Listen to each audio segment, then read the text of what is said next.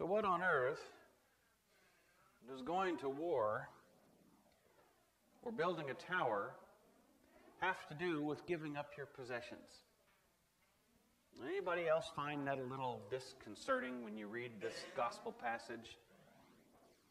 Jesus sounds like he's setting us up for one thing, but then ends it with something else.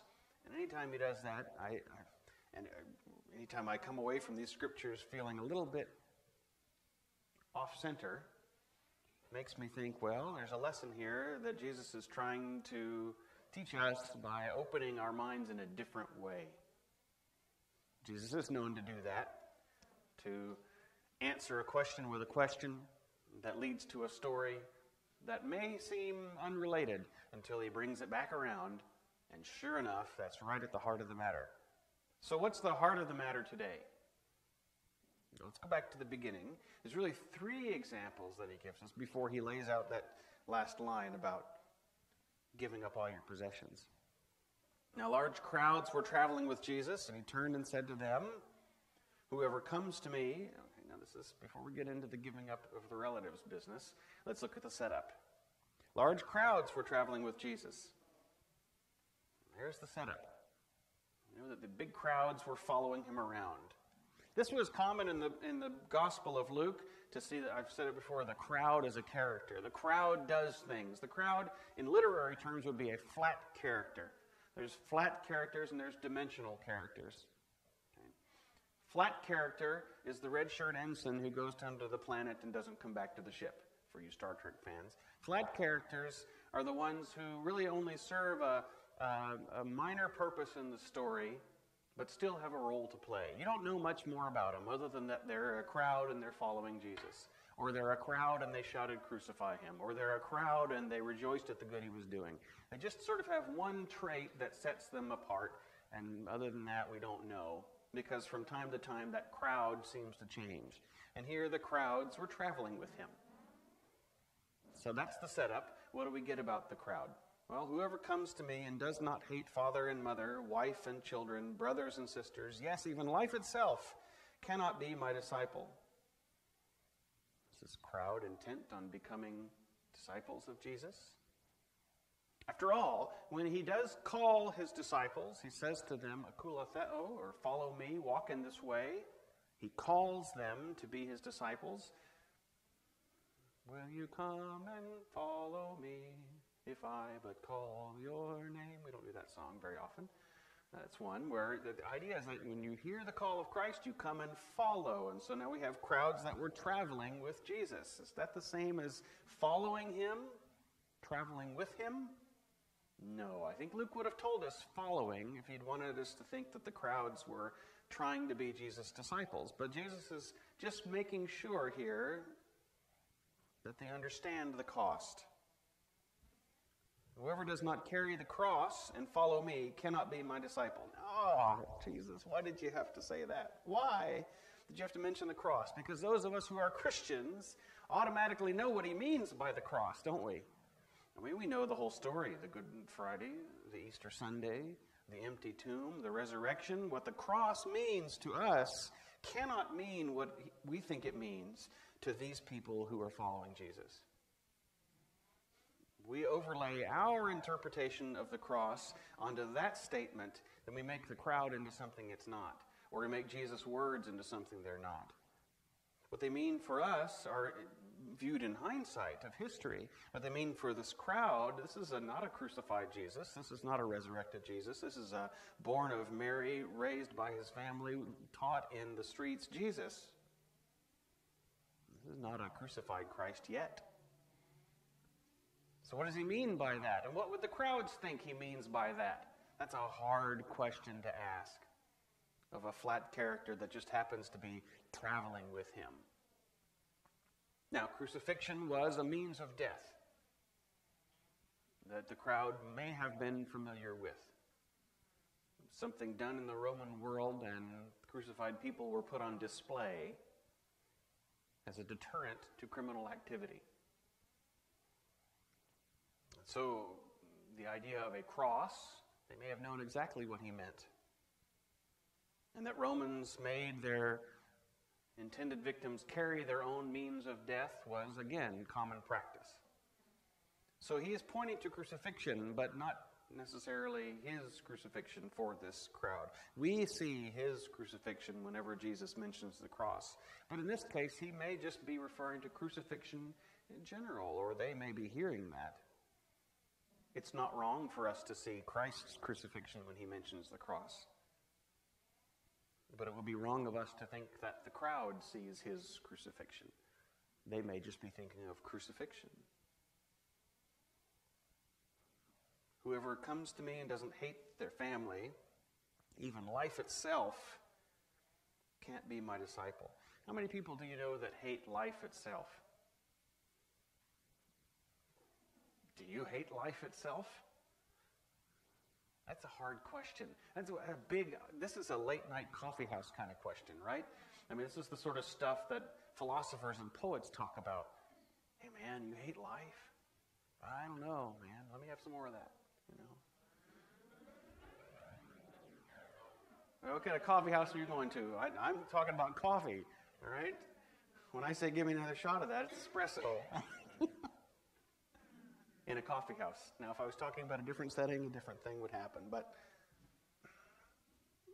this is a big question. We can't gloss over it. We can't just say, well, let's get to the rest of this. We've got to stop on the hating life itself part. That's important. It's a setup for the cross. It's a call to passion. Are you willing to turn on your family? Are you willing to even give up your own life for the cause of following Christ? That's a big question. The other two examples, fine. They give us some measure of cost. We'll talk about cost. Because that's at the heart of all of this, is the cost that we pay for following Christ. But right away, Jesus gets to the deepest heart of it. Perhaps, this is just my guess, sensing that the crowd was overburdened by such a deep and heavy statement, Jesus tells these two stories. For which of you, intending to build a tower, does not first sit down in that way too, and establish or estimate the cost to see whether he has enough to complete it? Launch into a building project.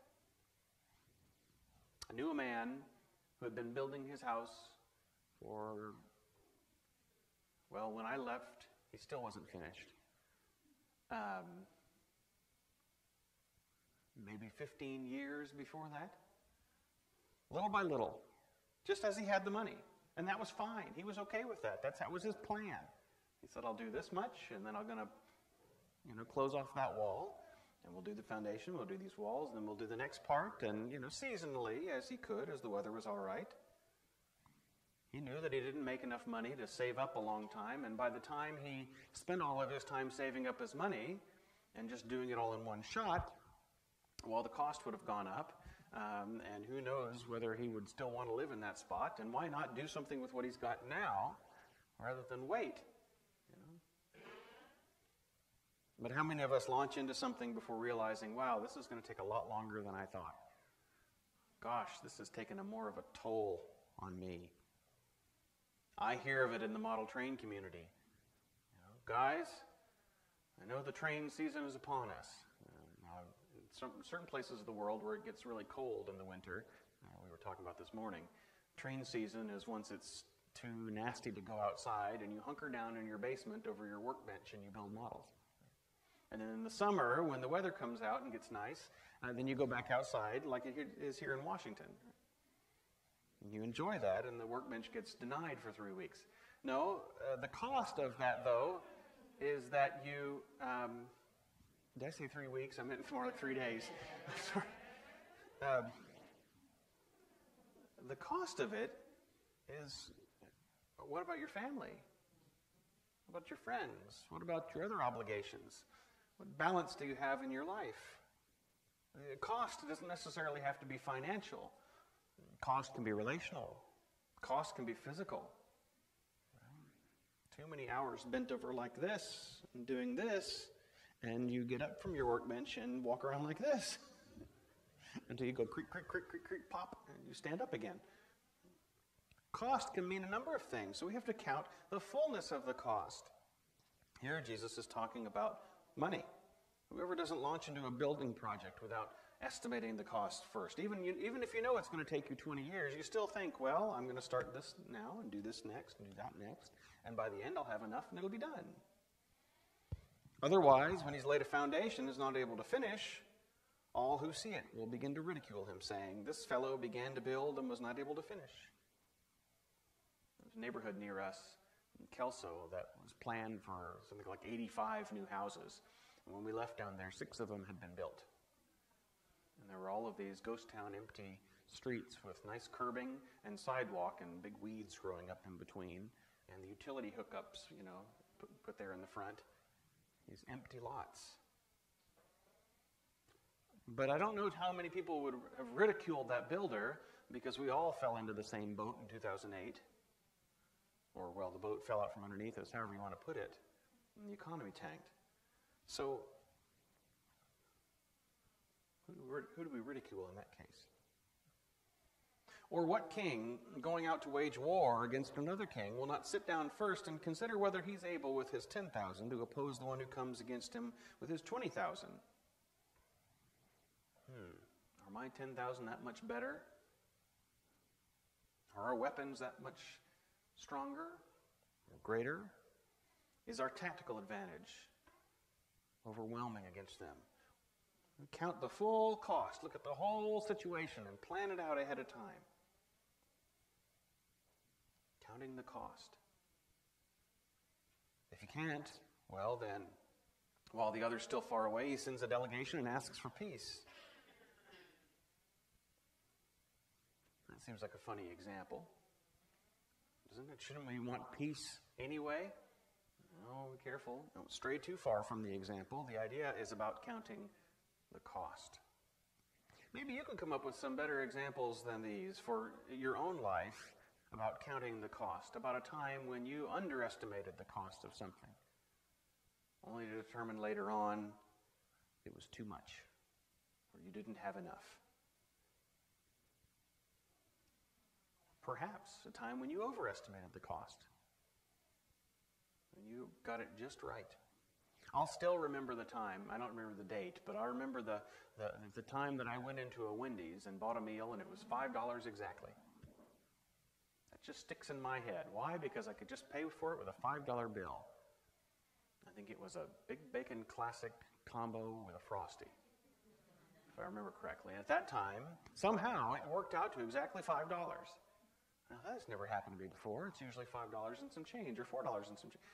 What did I order that was exactly $5? How did I do that? Did they make a mistake? And no, the bill was right. $5 exactly.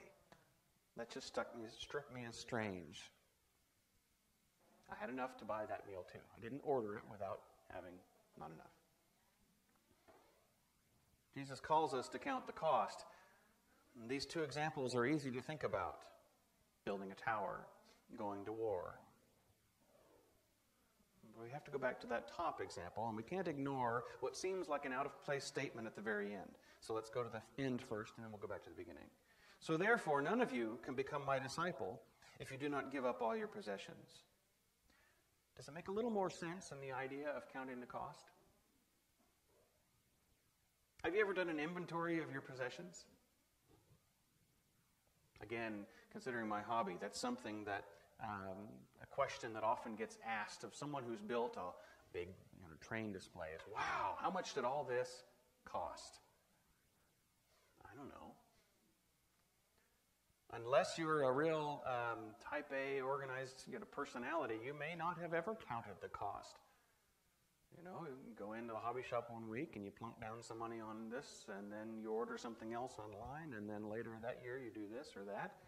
One piece of advice I was given, if you have the disposable income, get yourself a credit card with a very small limit, so that each month you know what your hobby spending is going to be.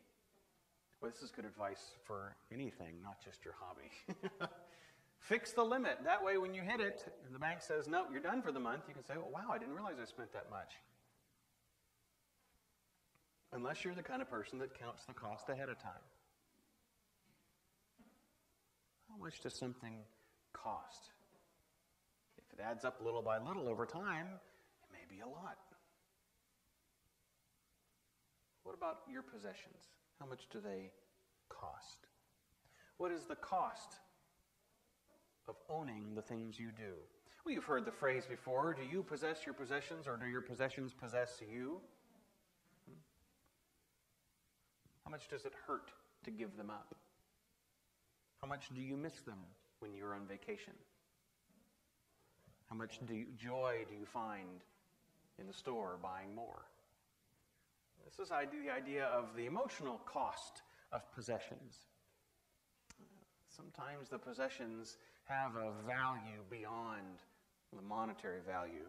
Just try and sell some of your treasured heirlooms on eBay. You start looking on the eBay, this is the online marketplace, you get on there and you find out that, that thing that I treasure, that little glass thing that my grandmother gave me, isn't really worth more than $2 or $3. I think I'll keep that. It's worth a whole lot more than that to me.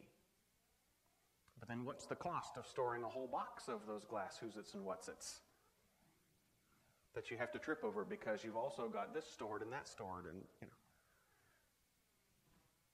Jesus is talking about a world very different from our own in which people didn't have storage rental spaces. There wasn't a Jerusalem rent-a-storage in which you could go down and open up a roll-top door and stuff all of your crockery and your other possessions, your oils and your perfumes and your clothes and your jewelry and whatever else, and then roll the top down and put a padlock on it. But the truth, regardless of the amount of the possessions, is in the perception of the possessions. That's why I went to that emotional cost of things. Regardless of the era, regardless of the age, our capacity to overvalue and to love the possessions more than the Lord does not change. Our capacity to overestimate the things that don't really matter does not change, and us underestimate the things that do. One of the primary drivers for me as I've been on this journey of simplifying, decluttering, is so not only will everything have a place and be in its place, but that putting everything in its place, and I mean it in the full sense of that word. You talk about putting someone in their place. I'm putting all this stuff in its place. Not only so that I can enjoy what I have, but I can leave it in its place and enjoy who I have. My sons, my wife, my family, my friends and church community. If the possessions get in the way, then what are you losing? Personally, I've learned in ministry it's the relationships that matter. That's the most precious commodity we have as Christians is one another. And the greatest relationship we have with Christ our Lord. And if our possessions stand in the way of that relationship, then they possess us. Therefore, none of you can become my disciple if you don't give up all your possessions. Or at least be willing to. Put them in their place so that they no longer possess us. Now, with that having been said, we go back to the awful ground truth. Well, what I've just said is true. People, well, what we say with our kids, people are more important than things. Now we go back to Jesus talking about people. Whoever comes to me and doesn't hate father and mother, wife and children, brothers and sisters, yes, even life itself, cannot be my disciple. Jesus still raises the bar. Do you love me above these? Do you hold me, Jesus asks us, above these things? Yes, Jesus, you're more beautiful and more valuable than all of my possessions. What about your family? Well, yes, Jesus. What about your children? Well,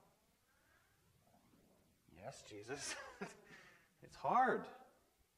It's hard when we're told to forge those relationships. That people are more important than things, but the most important person of all is Christ. What about your life? Let's say we get rid of all those things. Let's say you've got the patience of Job. You can endure all of the suffering. You can endure your family's disappearance. You can get rid of all the possessions. What about your life? Your money or your... I'm just testing you to see if you're awake. Come on. We're almost through. Hang in there. Money or your life? Your stuff or your life? Your family or your life? Would you give that up? Maybe you're still down at the possessions level of things, and that's okay. Jesus meets us where we are, but the challenge remains the same. Jesus loves us right where we are, but loves us too much to leave us there, and calls us out of ourselves. If you go into any of these decluttering ideas, whether it's a book or a website, one of the common ideas or strategies that you can do is to throw one thing away every day. Sounds easy. You could raise the bar. You can say, walk through your house, spend 5 minutes, and find 5 things that you can throw away. It can be the tissue that you blow your nose on. I mean, seriously, 5? There's no limit on what the things are. Just find 5 things that you can throw away. And if you do this every day, eventually you will have decluttered your house, maybe in a month or a year or whatever. Jesus loves you right where you are. And so he's not asking you today to give up your life. Maybe he is. I'm not asking you that. But what can you give up? What possesses you that you can depossess? What needs to be put in its place? Who needs to be put in their place in order for Jesus to be Lord of all of us, our whole lives, top to bottom, possessions and all? And then have the grace. Be gracious to yourself. Be merciful, because Christ is merciful. Forgive yourself if you didn't throw away 5 things. Only threw away, well, okay, you didn't. Forgive yourself. Jesus' call is the same yesterday, today, and tomorrow. Jesus will still be there, and his love is never ending.